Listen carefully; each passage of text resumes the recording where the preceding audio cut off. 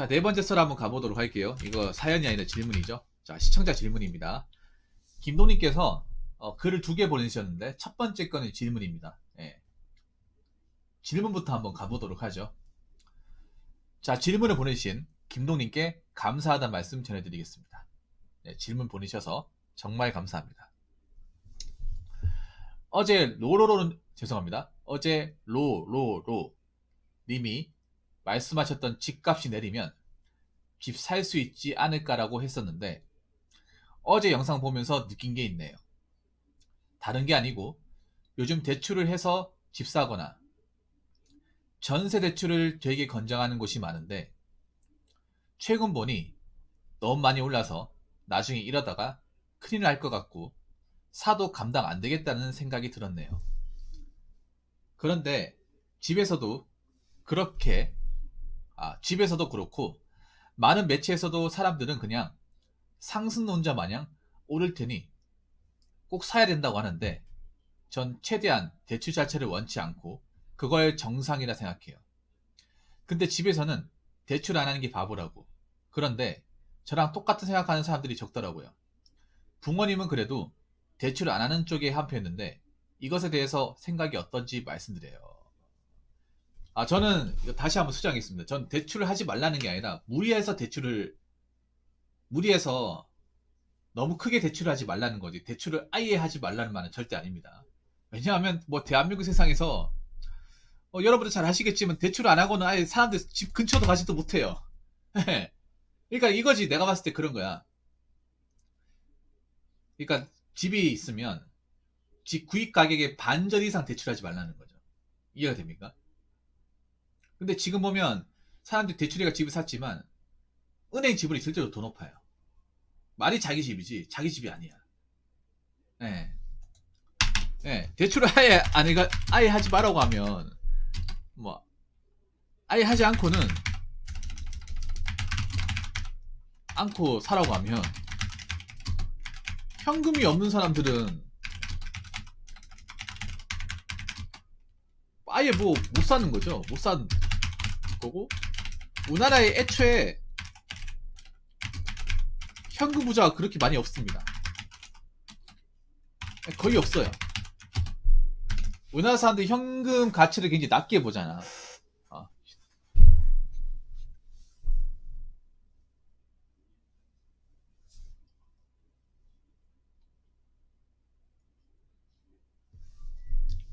현금 부자가 없어요. 현금을 집을 사라고 대출 아예 못하게 해버리면 살 수 있는 사람이 아무도 없어.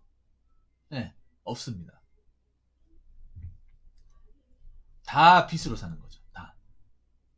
전 국민이. 근데 이건 우리나라뿐만 아니라 딴 나라도 마찬가지야. 딴 나라도 빚이 비싸요. 그렇기 때문에 담보를 끼고 사는 거죠. 미국이나 캐나다도 마찬가지 이렇게 담보 끼고 집을 삽니다. 아니 빚으로 사는 게 그러니까 다 대출 껴서 삽니다. 근데 대출의 비중이 중요한 게 그런 거죠. 대출이 비중이 어느 정도냐 그게 중요하지. 그러니까 집을 살 때 그러니까 집 가격에서 대출이 차지하는 비중이 어느 정도냐. 이게 중요하죠. 이게. 근데 우리나라는 너무 심해져, 이거. 이게 너무 심해도 말도 안 되게 심하죠.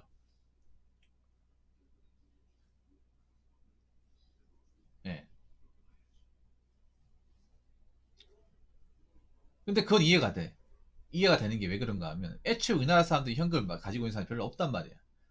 근데 그냥 인력 빌려가지고는 집 못 산단 말이에요. 그렇기 때문에 은행에 정말 말도 안 되게 진짜 있는 거 없는 거 다 털어가지고 용가에 털어가지고 산단 말이에요. 근데 난 그거 자체가 좀 말이 안 돼.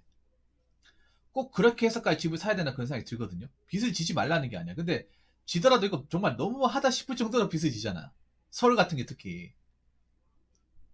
예, 꼭 이렇게까지 해야 되나 라는 생각이 들잖아. 오히려 막 이렇게 얘기하잖아. 이렇게 안 하는 사람이 바보라고 하잖아. 나는 이렇게 하는 것도 바보라고 생각해. 바보라고 생각한다니까요. 왜냐하면 우리나라 뭐 연끌족이 현재 미덕으로 보이는데 연끌 자체가 뭐예요? 올인한 거예요. 올인. 인생 올인한 겁니다. 올인해서 잘못되면 어떡할 거야? 걸었는데 안 되면 어떡할 겁니까? 분명히 자빠진 사람 나올 겁니다. 분명히 자빠진 사람도 여러 나올 거야. 삼키려고 하다가 터지는 사람도 나올 거예요. 사람들 왜 자꾸 있잖아요. 그런 말 하는지 아세요, 김동님? 투자 안 하면 바보라 왜 그런지 아세요? 그래야 자기가 오르거든요. 영끌에서 투자해라.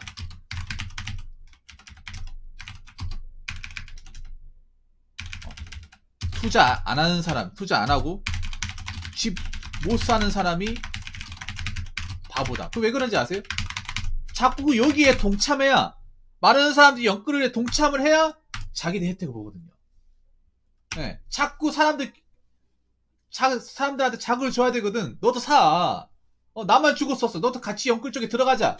그렇게 해야 판이 커지면서 자기가 안 죽거든요. 네, 그런 겁니다. 왜냐면 생각해보세요. 나만 영끌했는데 딴 사람도 가만히 있어. 가만히 있어요. 그 불안하지 않겠어요, 여러분? 여기 이 바닥에, 그러니까 이 영끌 바닥에 많이 모여야, 많이 들어와야 판이 커지고, 예, 판이 커지고 자기가 혜택을 본다는 거예요. 예, 그런 겁니다. 판이 커지기를 바라는 사람들이 많아요. 특히 서울 쪽에 스케일이 커지기 바라는 사람들이 굉장히 많아. 그래야 자기가 혜택을 보거든. 근데 가만히 있어봐. 그럼 나만 호호짓한 거예요. 근데 지금 문제가 뭐냐 하면, 이게 사랑 눈물 감기니 먹으세요? 이게 과연 사람들이 성공할까요? 문제는 그거야. 그 영끌족들이 과연 많은 대출군과 이자를 다 부담하고 그 집을 완전히 소유할 수 있을까라는 거예요. 네. 여기 느낌표를 달게. 그래서 바라줄 사람이 있어야 되는 거죠. 그러니까 없는 사람도 자꾸 자극을 줘가지고 일바닥에 들어오기를 바라는 게 영끌족의 입장이에요. 근데 사람들이 가만히 있어봐. 그러면 자기들은 손해본 거잖아. 내가 뭐 하는 건가 싶은 거예요. 꼭 이렇게까지 사야 되나. 지금 보면 문제가 그거예요. 영끌족 엄청 많죠. 1, 2억은 빌린 것도 아니야, 김동님. 1, 2억은 뭐 대출 수준도 안 돼요. 서울에서 한 6, 7억, 10억도 있어. 근데 문제가 그거잖아. 이미 내가 빚을 졌으면 감당해야 되잖아요. 감당해야 된단 말이야. 근데 이거를 완전히 자기들이 다 부담하고 다 갚아 나가서 이거 완전히 내 거다 라고 얘기할 수 있는 사람이 얼마나 될까. 지금 폭탄 하나를 다 하나씩 지고 있는 거예요. 뭐 내가 1억 대출도 받지 말라고 하는 게, 내가 봤을 때 한 3억까지는 괜찮아. 3억까지는. 근데 그 이상은 좀 심하지 않나요? 왜냐하면 생각해, 내 수중에 1억이나 빚이 있는 것 자체만으로도 굉장히 뭔가 부담이 심하단 말이에요, 여러분. 그거 하루아침에 갚을 수 있는 게 아니잖아. 적어도 한 5, 6년은 굉장히 쇠가 빠지게 일하면서 생활비 내면서 갚아 나가야 되잖아요. 근데 생각해봐. 6, 7억이면 평생 일해야 돼.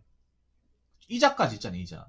지금 아마 서울에 월 이자만 해도 200만원씩 내는 사람도 많을 거예요. 원금이 아니라. 원금까지 포함시키면 거의 한 300, 400씩 돈 내는 거야. 근데 그러려면 돈 엄청 많이 벌어야겠죠. 아니, 돈 엄청 많이 벌어야겠지. 일반 월급 가지고 되겠냐고. 생각해보세요. 그냥 월급 가지고 안 돼. 대기업도 쓰겠죠. 버거워서 까놓고 얘기해서.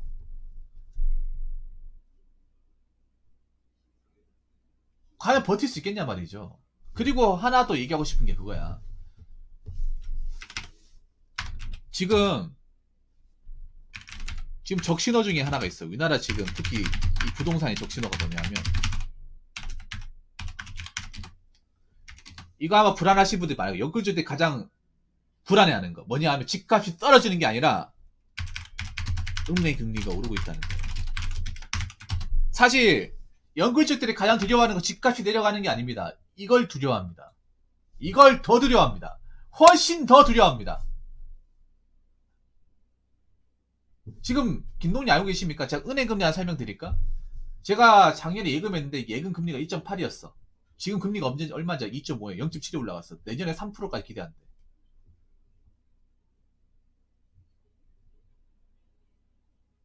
예금은 올라갑니까, 여러분? 예금 이자는 올라가? 다 올라가지 않나요? 은행 금리라는 게. 이거 벌벌 떠는 사람도 많습니다, 지금. 말 안 해서 그렇지. 우리나라 금리가 고정금리가 아니라 유동금리네, 유동금리.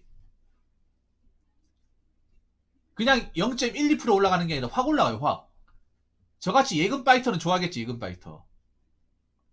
그러니까 현금이 많은 사람도 좋은 거죠. 현금이 없는 사람들은 죽는 거지. 현금이 없고 대출만 낀 사람도 죽는 거죠, 이게. 지금 많이 올라갔어요, 여러분. 작년만 해도 하더라도 불리한 거죠. 그래서 지금 다시 은행에 있잖아요. 적금 예금 넣은 사람도 많아졌어. 근데 우리나라 고정금리 넣는 사람 별로 없어요. 변동금리가 훨씬 더 많지. 서울에 변동금리가 더 많을 거야, 아마.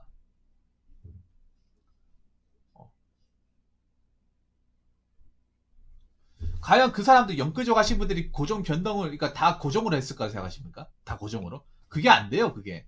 얼마는 고정이 되겠지만, 얼마는 또 변동일 거야. 근데 그 변동의 폭이 굉장히 크겠죠. 여러분, 하나 우리가 또 알고 싶은 게 뭐냐 하면, 하나 더 얘기하고 싶은 게 뭐냐. 우리나라가 미국의 영향을 절대적으로 받습니다. 미국 경제 영향을. IMF도 터진 게 왜 터졌냐 하면, 미국이 우리나라에 빚이 많다는 거 알고, 미국의 어떤 돈 많이 가진 사람이 다 빼서 그래. 하나같이. 한꺼번에 다 빼서 그렇습니다. 이게 휘청거리는 거예요. 지금도 우리나라 미국 투자자들, 외국 투자라고 하지만 절대적으로 미국 투자자입니다. 미국, 아메리칸들 싹 다 빼버리는 또 제2의 IMF 옵니다. 간단합니다. 우리나라 자체 부채가 많기 때문에. 우리나라 스스로 부채를 감당할 수 있는 능력이 되는 나라가 아니에요. 애시당초. 외국 자본이 많이 들어갔어. 특히 미국 자본. 근데 미국 자본, 그 양형민들이 코리아 다우탁하고 싹 다 빼버리면 어떡할 거야. 예. 네.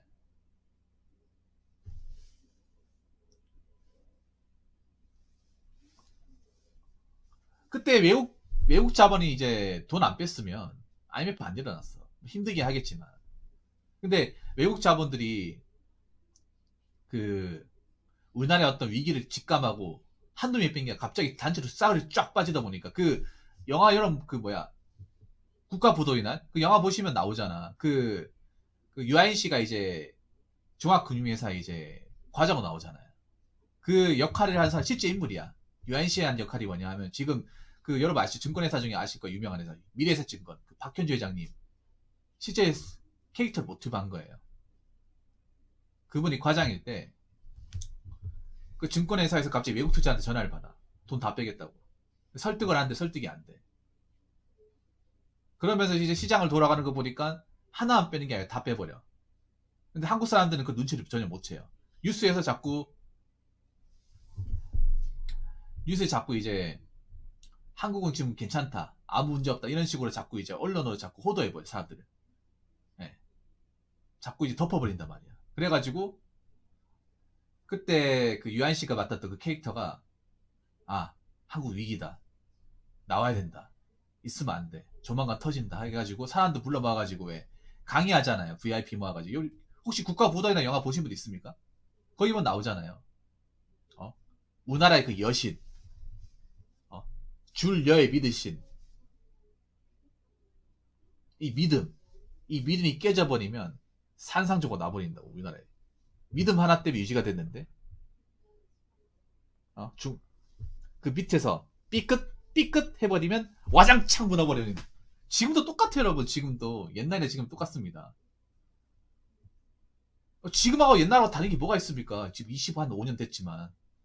딱 이맘때쯤이네. 24년 전이네.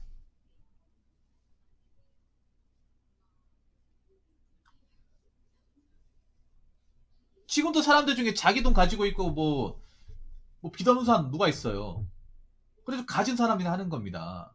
지금도 우리가 냉정하게 보면 뭐냐면 지금 부자가 된 사람들은요 서민들이 아닙니다. 서민들이 혜택을 본 게 아니야. 가진 사람들이 현재를 본 거예요. 원래 가지고 현금이 많았던 사람들이 그 사람들은 부담이 없잖아요. 그 사람들 종부세 낸다 하더라도 그렇게까지 막 허덕이지 않아. 근데 일반 서민들은 생각해봐. 그 대출고도 대출고지만 종부세 그 1,000만 원씩 때리는 거. 종부세도 미치잖아요. 팔짝 뛸 거 아니지 않습니까? 서울은 종부세 다 해당이잖아. 아파트 산 사람들 10억 다 넘잖아요. 종합부동산세 얼마입니까? 볼까요? 종부세.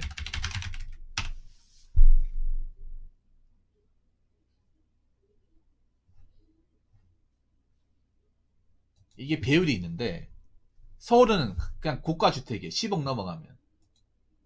지방은 10억 이상 넘어가는데 그렇게 많지가 않아. 서울은 그냥 기본이야. 다 10억이 넘어가잖아요. 아파트가. 이게 다 해당이 되는 거야.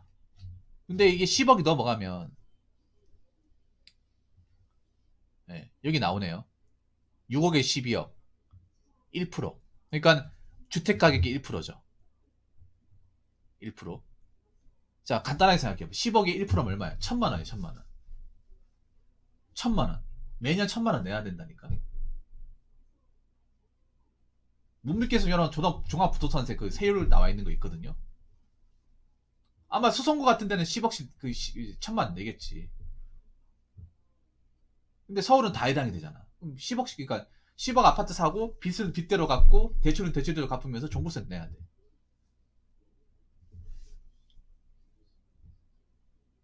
거기다 금리까지 오르고 있어. 착살 나는 거예요, 여러분. 그리고 하나 더 얘기하자면 지금 서울 아파트 거래 안 되는 거 알고 계시죠? 사람이 안 들어온다니까. 집을 안 사. 집을 안 산다니까요. 뭐 전세나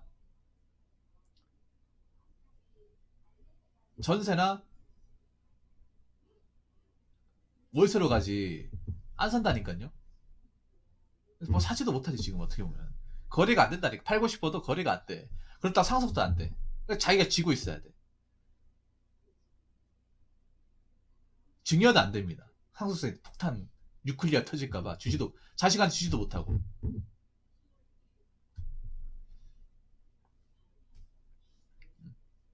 그래서 지금 어떻게 될지 모르겠습니다. 어떻게 될지 모르겠어요. 아마 이 얘기를 영끌족이 들으면 기분 나쁘겠죠. 아마 기분 나쁠 겁니다. 예. 그러니까 나는 아까도 얘기했지만 빚을 내서 집을 사야 되는 거 맞아. 근데 너무 과다한 빚을 지고 있단 말이야. 내 능력과 상관없이. 애초에 6억 7억을 빚이 드는 게 맞나? 난 그게 이해가 안 돼. 솔직하게.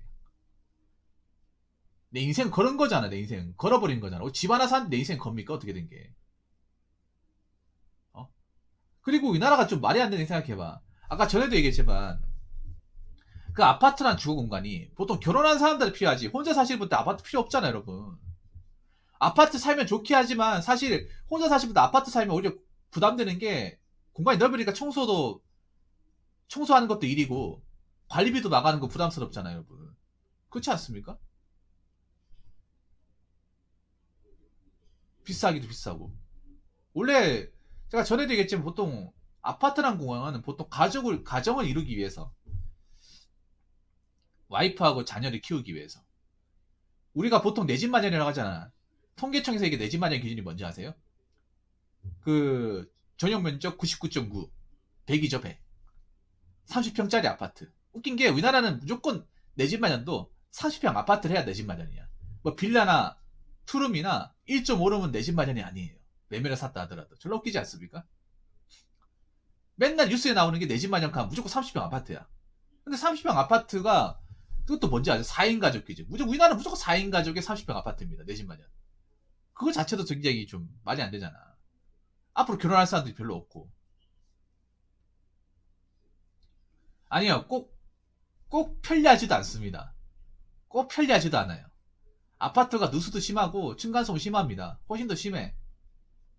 요즘 아파트 보면 안에 단열재 다 집어넣어서 속이 비어있어. 아니, 통계청에서 만들었다, 통계청에서. 여러분들 뉴스에 보세요, 나중에. 우리나라 내 집 마련 기준으로 하면 항상 99.9를 넣는다, 99.9. 화장실 2개, 방 3개짜리 거실 있는 아파트 넣는다니까요. 무조건 4인 가족 집을 잡는다니까. 우리나라 생활비도 무조건 4인 가족 잡는다. 그 4인 가족 얼마나 있냐고. 아니, 서울 출산율 0.58명이야. 한 명도 안 낳는 사람들도 있는데 그 기준이 맞냐 말이죠. 그러니까 좀 뭔가 시대하고 좀 안 맞는 것 같아, 현실하고. 그리고 혼자 사는 사람들이 많아지면 많아질수록 이 넓은 공간이, 아파트라는 공간의 필요성이나 중요성이 점점 없어진단 말이에요. 점점 없어지고 있잖아, 이게. 근데 아파트 쫓는다는 게 나 이게 말이 되는 건지 좀 이해가 안 됩니다, 사실. 앞으로 애들 안 나오려고 할 텐데. 물론 들어가 살 사람은 살겠죠. 환급성이 좋다고 하는데 그렇다고 거래도 잘 안 되잖아요. 근데 주인장님 현실이 너무 힘들어서 저는 공부라도 열심히 해서 가려 하는데 그것도 아무 소용 없는 거죠. 근데 더 팩트를 뭔지 아세요? 여자분들이 아파트를 원하는. 근데 여자들 스스로 아파트를 가지 못해. 웃긴 게 뭔지 아시면 여자들이 돈 모아가지고 아파트 가는 건 거의 보기 불가능해요. 빌라도 가지 못해. 현실은. 원룸 전세도 힘들어. 나 여자분들 여지껏 뭐 돈 모아가지고 뭐 대출까지 껴가지고 아파트 샀다는 얘기 들어본 적이 없어. 그분들이 좀 기분 나쁠지 모르겠지만 남자분들은 뭐 돈 악착같이 모으고 아니면 청약이나 뭐 받아가지고 들어가는 사람들은 우리가 쥐고 들어왔잖아요. 여러분 안 사면 돼. 그러기 아파트 20억 하면 안 사면 된다니까. 근데 여러분들이 자꾸 막 서울에 와가지고 그 비좁은 데 와가지고 자꾸 들어와서 살려고 하니 그게 문제가 되는 거예요. 자꾸 거기 막 비집고 들어와가지고 어떻게 자리 비고 살려고 하니까. 청소하면 됩니다. 관리해주니까 좋아하는 게 아니라 그냥 내가 청소하면 돼.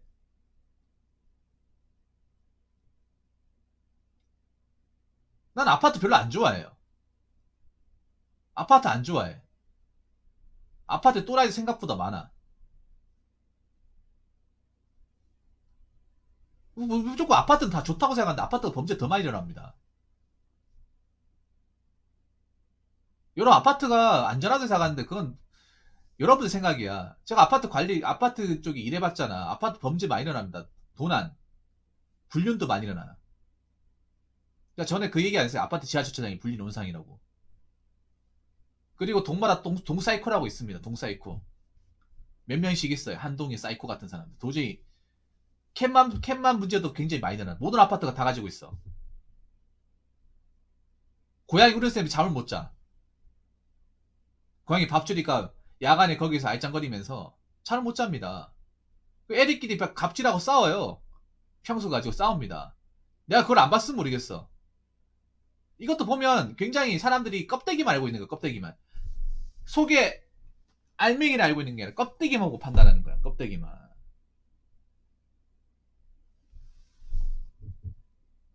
내실을 봐야 될 거 아니야. 무조건 아파트는 안전하다.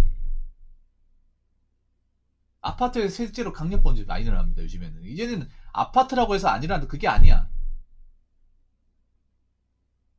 여러분, 층간소음 관련 살인사건? 다 아파트 아닙니까? 최근에 빌라지만. 여지껏 일어나는데.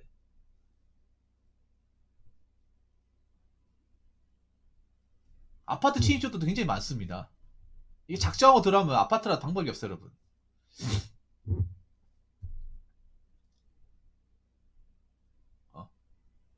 그리고 아파트에 굉장히 갑질하는 사람들도 많고 상식적으로 이해 안 되는 사람들도 많아요.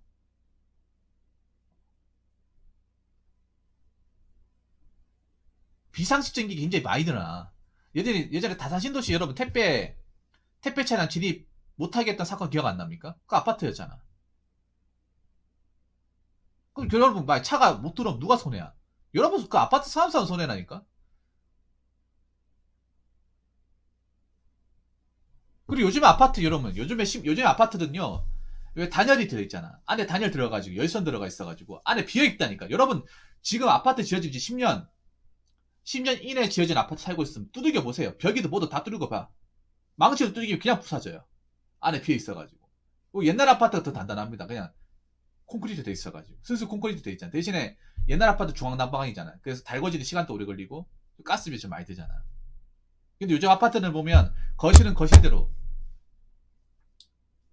안방은 안방대로 다른 방은 다른 방대로 따로따로 할 수 있죠. 그게 왜 그런가 하면 안에 열선이 다 깔려 있어요. 그 시스템 바닥에. 근데 그게 완전히 메워가지고 하는 게 아니라 여러분도 한번 나중에 뭐 인테리어 할 때 한번 뜯어보세요. 뜯어보면 안에 비어있다니까.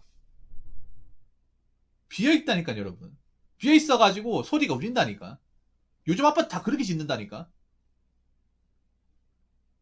아니 노가다 아니면 건설 쪽에 아파트 신축 아파트 지으시는 분한테 직접 물어보세요. 안에 어떻게 짓는지 사진 좀 찍어서 보존하려고 하세요. 그러면 그래서 층간소음 문제는 더 심각해질 겁니다. 이거는. 예, 예. 예. 요즘 아파트 굉장히 막 깔끔하게 하잖아. 왜 기둥 세워. 그 기둥이 막 콘크리트가 다 들어가서 기둥이 들어가는 게 안에 두들기면 이거 그 있잖아요. 단단한 소리가 나는 게 안에 공간에 공기 소리가 나. 톡톡톡.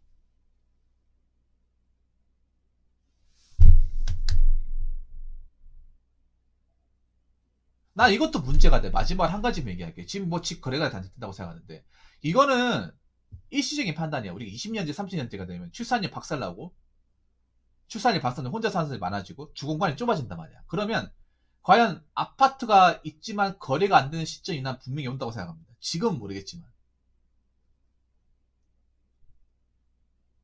애물단지가 되는 순간이 분명히 올 거예요. 20년 뒤, 30년 뒤에. 지금 우리가 이거 생각 못 하잖아. 이 30년 될 때 출산율이 거의 바닥이 되고 혼자 사는 사람이 절대적으로 많아지고 노인구 많아지고 해버리면 아파트를 팔고 싶어도 어차피 그 집을 감당 못한 사람들이 많으니까 안 들어오는 거야. 내가 돈이 뭔가 갑자기 필요해.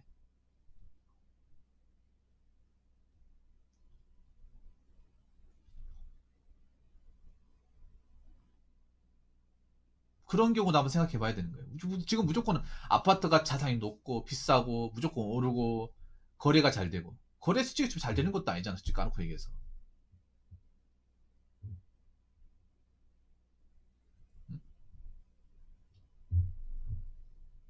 무조건 우리는 눈앞에 있는 그 결과만 생각하잖아. 눈앞에 있는. 그렇지 않나요, 여러분? 한번 생각해봐, 여러분. 2, 30년인데 우리 출산율이 완전히 바닥이 됐어. 난 바닥이 된다고 생각하거든요. 거의 제로, 서울은 완전 제로까지 갈 거야. 서울은 내가 봤을 때 떨어져요. 떨어져. 그러면 절대적으로 혼자 사는 사람들은 낫는 거야. 많은 사람들이 혼자 살기 때문에 수익적인 부분도 그렇고 집값이 더 비싸니까 그런 아파트 사는 거 상당수가 포기하겠지. 근데 나이가 들면 아파트가 필요가 없어요, 여러분. 문제는. 나이가 들어버리면. 젊었을 때 아파트 살던 사람도 나이가 들고 애들 추가시키면 아파트 사신 분도 있지만 시골 같은 데 전원주택 짓는다거나 아니면 주택으로 나오신 분도 좀 덜어 있어요. 왜냐면 관리비가 부담스러워가지고. 일을 안 하니까. 그렇게 했을 때 다 나와버리면 그것도 뭐 어떻게 될까? 비싸게 주고 사가지고 무조건 온다고 얘기를 다 샀어. 근데 정말 큰 돈이 들어가게 생겼네. 그래서 어차피 우리가 그때 산 돈이 있으니까 팔겠다고 합시다. 근데 만약에 아무도 안 들어와. 어? 아파트 최고 아닌가? 그건 니들 얘기고. 아니 뭐 돈도 없고 혼자 살고 결혼도 안 하는데 관리비도 내야 되고.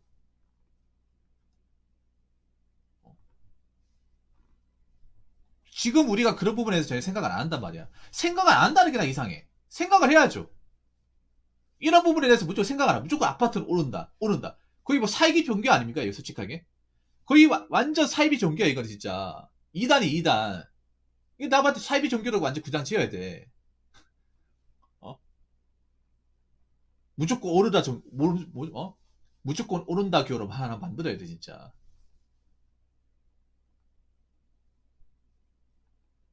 세상에 무조건 오른 게 어딨냐 솔직하게. 그분도 내가 봤을 때 내구조가 이상한 것 같아 내구조가. 그 사람들이 왜 무조건 올라야 된다 얘기하는지 아세요? 그래야 어떻게 사람들이 이 바닥에 들어오게 해야 됩니다. 이 바닥에 들어오게 해야 자기가 판이 커지잖아. 아까 얘기한 대로. 계속 오른다고 얘기해줘야 순진한 사람들이 들어올 거 아니야. 잘 모르는 사람들 들어올 거 아니야. 사회초년생들. 자꾸 들어오게끔 해야지. 판을 크게 키워야죠. 근데 이거 자체가 말이 안 되는 거야. 앞으로 미래 생각해도 이 아파트를 감당할 사람들이 점점 적어질 텐데. 이 가격이나 어떤 집을 아니 필요성을 가지고 있는 사람.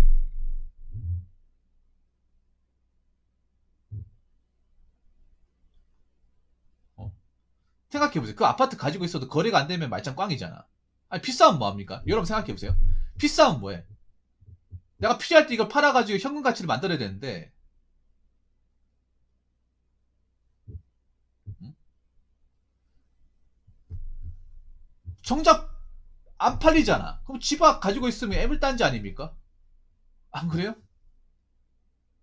이런 날이 온다니까 나는. 전 국민이 무슨 아파트에 환장해가지고 아파트 아니면 그게 아니라 현실이 깨닫고 이제 시간이 많이 지나잖아. 지금 같은 뭐 출산에 대한 어떤 개념 자체가 없어지잖아. 혼자 사는 게 아니라 주주가 돼버리잖아. 노인구 많아지고. 여러분 일본을 보면 알수있잖아요. 일본에 가보면 노인분들이 뭐 아파트 삽니까? 아파트 사는 단 한 명도 없어. 다 주택에 살지. 일본 자체가 원래 아파트가 없는 나라이긴 하죠.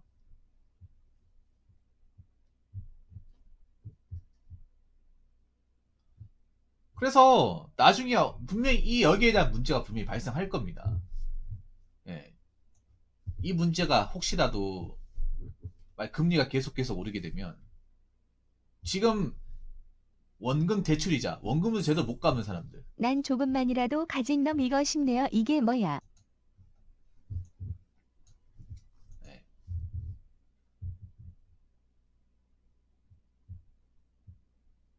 네, 그래서 한번 봐야 됩니다. 봐야 돼. 우리도 유형 아파트 될 수 있으면 충분히. 우리도 될 수 있어. 남 얘기가 아니야. 보통 우리가 일본의 어떤 경제 문화를 그대로 따라하잖아요. 거의 그대로 따라합니다. 거의 그대로. 나쁜 건 다 따라합니다. 제가 김동희도 얘기했지만 나쁜 건 다 따라해. 그 중에 따라할 수 있는 게 일본의 유형 아파트 그런 거하고 그리고 코리아 아라포 제네레이션 무조건 옵니다. 내가 봤을 때 일본의 10배야. 10배. 그건 코리안 아라포 제네레이션은 나중에 한번 얘기해 보도록 하겠습니다. 아라포 세대가 뭔지 아시죠? 아라포 세대가 일본말로 40대 주변이란 말이에요. 40대 주변. 그러니까 30대 후반 한 37에서 43 사이에 들어가는 사람. 그 들어간 여자들 라인을 가지고 아라포 세대라고 하는데 이게 왜 일본에서 문제가 되냐 하면 그 나이 때 이제 그 버블 경제에 뽕에 취해가지고 그분들이 이제 버블 경제 시대는 굉장히 잘 나갔단 말이야. 잘 나갔는데 나이가 그때 그래가지고 남자들한테 삼고라고 하죠. 높은 키, 높은 연봉, 높은 집, 아파트죠. 삼고를 당연히 요구했단 말이야. 그 여자들이 근데 그렇다고 자기 개발했냐? 아무것도 안 했거든. 돈을 모으지도 못했고 좋은 직업을 가지지도 못했어. 그러다가 나이를 차버렸어. 나이를 먹다 보니까 그 미모가 그대로 가지고 있습니까? 아니거든요. 네. 나이는 나이대로 차고 아직 현실 감각도 부족하고 모아놓은 돈도 없어. 그런 사람들 일본에 많이 깔려 있어. 그래가지고 그분들이 막 죽겠다고 한단 말이에요. 일본도 우리나라 비슷한 게 나이 먹어서 일본에서 일자리 가지 말라는 게 없어요. 안 써준단 말이야. 근데 우리나라는 일본에 한 5배 이상은 온다고 봐야지. 그렇죠. 3고 3저. 이미 우리나라에 왔는데 눈치 못 채는 사람들이 많아. 일부러 언론에서 안 다룬단 말이에요, 이거를. 안 다루죠. 그건 다음 시간에 한번 얘기해 보도록 하겠습니다. 네. 아무튼 김동님, 첫 번째 썰 감사합니다. 자, 이상으로 네 번째 썰 마치도록 하겠습니다.